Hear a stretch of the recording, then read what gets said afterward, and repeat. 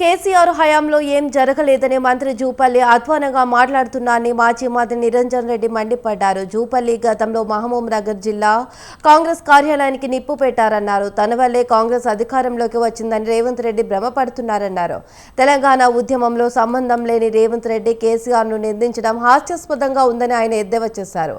ఎక్కడికి వెళ్లినా కేసీఆర్ను తిట్టడం రేవంత్ రెడ్డికి అలవాటుగా మారిందని నిరంజన్ రెడ్డి మండిపడ్డారు.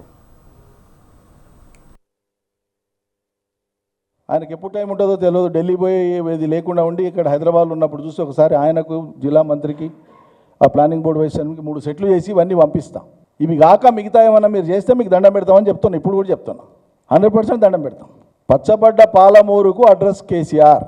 ఇది నేను చెప్పే అక్కర్లేదు, నువ్వు ఒప్పుకోకపోతే ఆగిపోయేది లేదు. పంట పండించిన రైతుల సాక్ష్యం, పనిచేసి బతుకుతున్న ప్రజల సాక్ష్యం, 90% పూర్తయిన పాలమూరు రంగారెడ్డి సాక్ష్యం.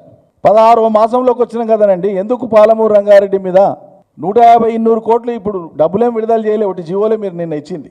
1000 కోట్లు చెప్పుకోండి, 1000 కాకపోతే 10,000 చెప్పుకోండి, మాకేం అభ్యంతరం లేదు. కానీ సరిగ్గా 1000-1200 కోట్ల రూపాయలు నేను 100 సార్లు ఇడికి మొత్తుకోబట్టి 1000-1200 కోట్ల రూపాయలు ఖర్చు పెట్టి కేవలం 3.5-4 మాసాలు పగలు రాత్రి పనిచేస్తే 12.5 లక్షల ఎకరాలకు నీళ్ళు ఇవ్వడానికి సిస్టమ్ రెడీగా ఉంది పాలమూరు రంగారెడ్డిలో.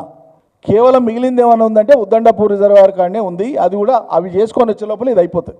పోనీ అంతకంటే ఎక్కువ పనులు ఉన్నాయి, మీరు చేసి చూపండి ప్రజలకు. పనికి ఆధారం ఏంటండి? ఎంబీ రికార్డ్ అవుతుంది, పేమెంట్ ఉంటుంది కదా. మీరు ఎంత క్వాంటిటీ వర్క్ చేసినారు, ఎంత పేమెంట్ ఇచ్చిన రికార్డు ఉంటుంది కదా. కేసీఆర్ ఇంత చేయలే, నేనే ఇంత చేసినా చెప్పు. రేపు పొద్దున నీళ్ళు ఇచ్చినాడు, నేనే ఎక్కువ చేసినా చూపి. మేము వద్దాను నీళ్ళు రాని మొదలు ప్రజలకు. ఎవరెంత వర్క్ చేసింది రికార్డు ఉంటుంది కదా. అబద్ధం చెప్పడానికే లేదు కదా.